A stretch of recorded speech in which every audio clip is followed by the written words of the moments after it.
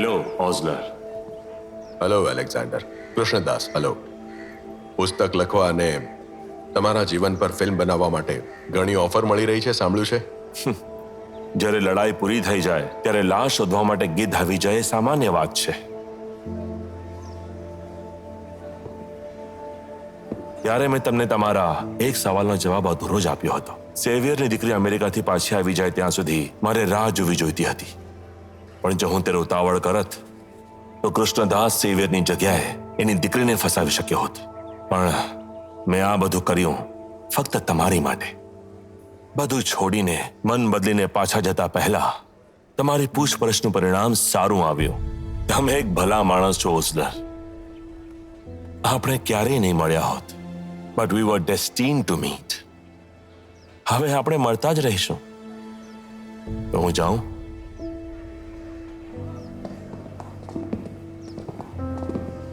બોન રેસિડિયો ઓઝલર, બોન રેસિડિયો.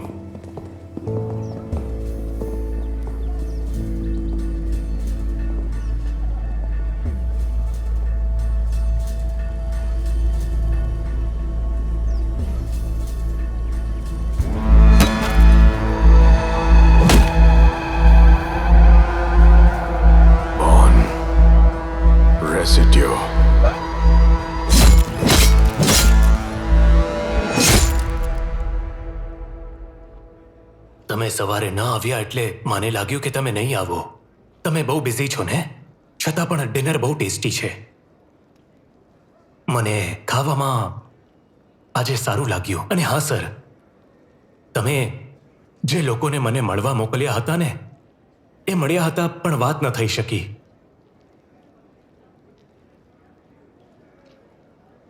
મારી પત્ની અને દીકરી ક્યાં છે? સર, તમે મને આ વિશે નહીં પૂછો સર.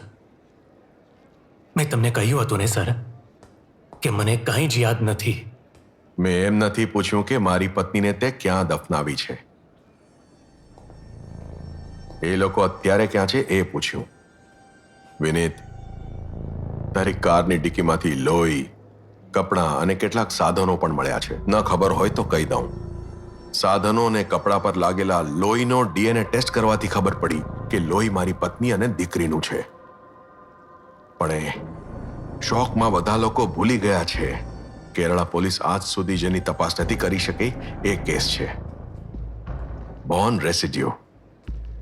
એલિના નાના નાના સ્ટિચ. ચાકુને ગમે તેટલું ધોયા પછી પણ તમે ગમે તે કરી લો, ઇવન કેમિકલથી એને વોશ કર્યા પછી પણ બોન રેસિડ્યુ નહીં જ જાય. તે મારા પરિવારને મારવા માટે જે હથિયારનો ઉપયોગ કર્યો હતો એમાંના કોઈ હથિયારમાં બોન રેસિડ્યુ નહોતું. હું હમણાં જ ક્રોસ ચેક કરીને આવ્યો છું. ધેટ મીન્સ મારી બૈરી અને દીકરીને કાપીને જમીનમાં દાટ્યા નથી.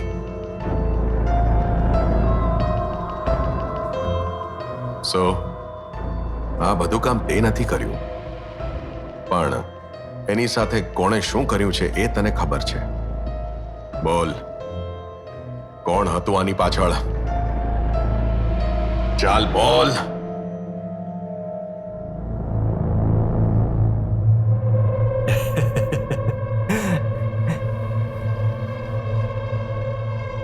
Finally you found it man. કેટલા દિવસોથી હું આની રાહ જોઈ રહ્યો હતો. બહુ મહાન ઇન્વેસ્ટિગેટર છે ને? હોશિયાર હોય તો શોધી કાઢ. Let's see what you made of, ઓઝલર.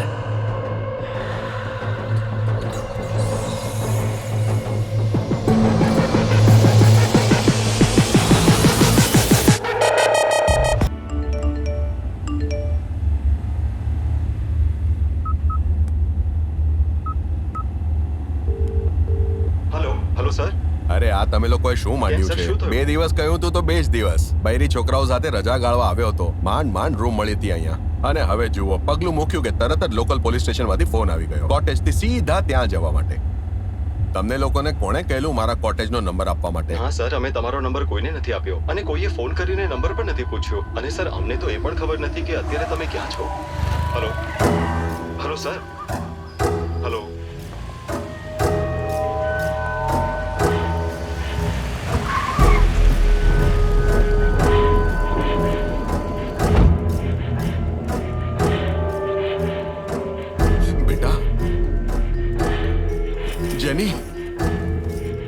Anisha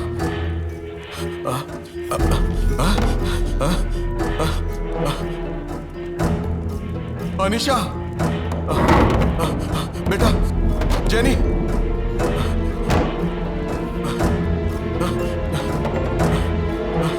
જેની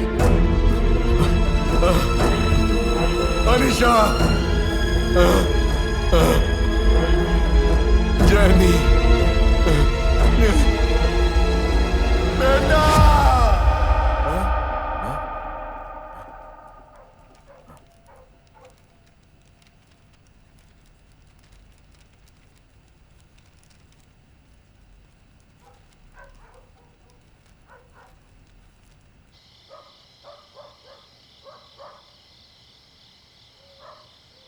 મને કાંઈ સમજાતું નહોતું કે કઈ રીતે તમારી સાથે ખુલીને વાત કરું. 4 દિવસ થઈ ગયા આજે એ વાતને. હવે તો એનું થ્રિલ પણ જતું રહ્યું. યંગસ્ટર્સને લેતી વખતે અબ્રાહમે અરેસ્ટ કર્યો હતો. I was an narcotic carrier. હું ત્યારે કરકર્યો હતો છતાં પણ એમણે મને કેદી બનાવી દીધો. એના પછી હું બધું ખોઈ બેઠો. એ ઘટનાથી મારું બહુ અપમાન થયું. મારા ઘરવાળાનું પણ અપમાન થયું. પછી બહાર નીકળ્યા પછી મેં મોકો જોઈને ત્યારે ઓઝલરની ગાડીનો પીછો કર્યો અને આખરે ખબર પડી કે મુન્નારમાં છે. સરની પત્ની અને દીકરીને કિડનેપ કરીને દૂર જંગલમાં લઈને મેં એમના ટુકડે ટુકડા કરી નાખ્યા અને પછી એ બધા ટુકડાઓ મેં પ્લાસ્ટિકના કવરમાં નાખ્યા. આટલું જ યાદ છે. એના પછી તમે મને ત્યાં આવીને પકડી લીધો અને હું ત્યારે હોશમાં આવ્યો હતો. આટલું જ યાદ છે મને. વિનીત, પેલી કેરટેકર પલીનીએ કહ્યું કે કોટેજ તારી ગાડીને ચોરી કરી.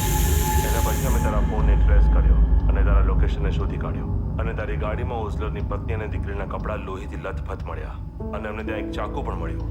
ફોરેન્સિક ટેસ્ટ પ્રમાણે તું જે કહી રહ્યો છે એ સમજાય છે, પણ તે બંને લાશને ક્યાં દફનાવી? જરા માંડીને વાત કર વિનીત. સર, આમ તો અમે માર્યા પછી દફનાવી જ દઈએ છીએ, પણ એમને ક્યાં દફનાવ્યા એ યાદ નથી સર. ત્યારે હું ડ્રગ્સના હેવી નશામાં હતો. આ મારી વીકનેસ છે સર. હું સાચું કહું છું, મને કાંઈ પણ યાદ નથી સર. તમે ચાહો તો મને નજીકના કોઈ સેન્ટરમાં લઈ જઈ શકો છો. Please sir, please.